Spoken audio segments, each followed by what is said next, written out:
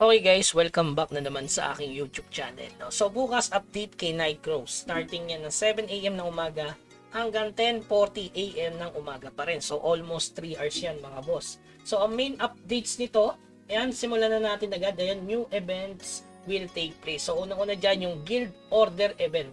So hanggang August 27. So tumaas yung GO. So, yung guild order message from 100 dayas naging 200 dayas. Depende yan sa server mga bossing. So, hanggang August 27. So, halos 2 weeks yan mga boss. 14 days. So, sobrang solid yan. So, yung pangalawa naman, yung dungeon event sa FOT. So, yung box sa FOT, ayan, magkakaroon tayo ng times 2 na reward. So, kung dati 3 lang, magiging 6 yan. Kung tinatapos yung level 6 ata yung level 60 tsaka 70 matic, no? 12 yan per day. So 14 days din yan mga bossing para makakaipon ka ng 168 boxes. Tapos bubuksan nyo, no? Mataas ang chance ng Source of Wisdom dyan.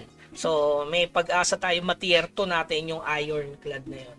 Okay? So yung kasunod naman, syempre itong boss raid event. So ito lang guys, paalala lang, no? Wag muna kayo mag boss raid ngayon. Okay? So kasi yung boss raid magkakaroon ng silver medal na ipapalit natin to sa mga values item. So babanggitin natin mamaya. At saka kasama yan sa second na update nila. Yung from 5 more yun gagawin nilang 10. So wag muna kayong magtapos ng boss raid ngayong alas 12 guys, no? Sa mga makakapanood ng video na to, wag muna kayong magtapos ng boss raid. Kasi from 5 gagawin nilang 10 yung Morion na reward. Sobrang solid. So, from 5, ginawa nilang 10 Morion. Tsaka, syempre, pag tinapos nyo yan, baka hindi nyo makuha etong guys, etong silver medal. Okay, so, meron hanggang 27 din yan, mga boss. Ayan, boss raid event hanggang 27. So, yung sunod naman, guys, yung mission completion event. Ayan, magkakaroon tayo ng 10 Morion na naman.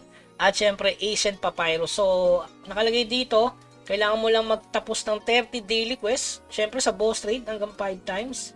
So isang araw lang yan. Tapos itong New Trias. So pwede ka na mag-AFK kahit sa Bastion, kahit sa Avilos na level 1. Saglit lang yan guys, 5,000. Tapos Matic, meron ka ng 10 Morion sa araw na yon. Okay? Tapos ito, napakadami. Ayan, craft items lang. Tapos dito may party dungeon dito. Ayan, clear party dungeon 3 times. So huwag mo na kayo mag-party dungeon para hindi na kayo doble-doble pa ng run. Okay, so dito kayo makakuha ng gold medal na ipapalit natin yan guys dito sa New Trias dito. Yan. Kung titingnan dito, King Golden Offering, siguro ito is collection. Mga boss, kailangan nyo ng New Trias gold medal.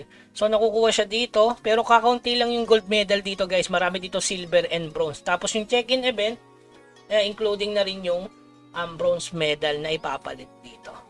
Okay, so may maganda dito, ito plus 5. Kaso ang problema, 30 gold medal bound ang kailangan nyo once per week. So sabi dito, mabibili nyo naman to sa store, no? Ayan, crew can acquire event item through check-ins, boss raids, mission completions, and purchasing products. This item can then be used to craft event items. So napaka-solid. Ito lang na nagustuhan ko dyan, yung plus 5 agad matic. Diba? Nightcrows gear, yan, 1 and 2 selection chest siya, plus 5 agad. Para recta plus 6. Pero syempre may basag pa rin yan. Kung gusto nyo sure ball, dito na lang kayo sa ayan, higher seal of advancement. Ito siguro collection ito mga boss. At saka ito, Twilight Mount to. Diyan na lang siguro. Kasi dito, kung mapa-plus 7 mo to, swerte. Swerte din. Tapos dito, malay nyo, makakuha kayo ng epic or sure ball rare ata to. Tapos epic no? Yung Twilight Mount. Hindi ko sure guys, bukas na lang natin alamin. Okay?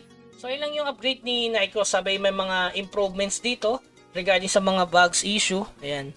So, basahin nyo lang dito. The reward chest icon in the guild dungeon will be updated. Tapos, paalala lang guys, yung cocktail, ayan, is mawawala na yan bukas after update. So, kailangan nyo mag-farm yan at least 265. Okay? Kailangan nyo mag-farm nito ng 267 para sa 3 days. Kasi lalabas ulit si Estela ng Friday hanggang Linggo. Pero wala na tong drop bukas after update. Wala na. So, kailangan nyo mag-farm today niyan. Kaya nandito ako sa low level para tapusin guys. Kasi kailangan ko at least 267 pieces or 270 plus para sigurado makukuha ko yung weekly doon at yung per day doon kay Estela. So, paalala lang guys, 267 kung wala na yung mga once per server nyo guys. So, ilang naman ang kailangan. Gawin nyo ng 300 para maka-sureball kayo. Tapos, yung Guild Dungeon, last day na rin ngayon. So, last day. So, last day na rin bukas after update. Pwede kayong mag-Guild Dungeon ng alauna na madaling araw or alas 7 or alas 6 ng umaga bago mag-maintenance. Sayang naman kasi kapag hindi nyo nakuha to. Okay? So, regarding naman dun sa LOP event, hanggang August 20 pa yun mga boss. So, sulitin nyo na. Maraming event na magaganap bukas. Okay? So, yun lamang guys. Huwag kalimutang i-like tong ating video. Siyempre, subscribe na sa ating channel para lagi kang updated sa mga hinohort natin. Katulad yan, alam ko, pumaldo kayo guys. Ayan, sa Guild Order. Okay? So, yun lamang guys. Hanggang sa muli. Paalam.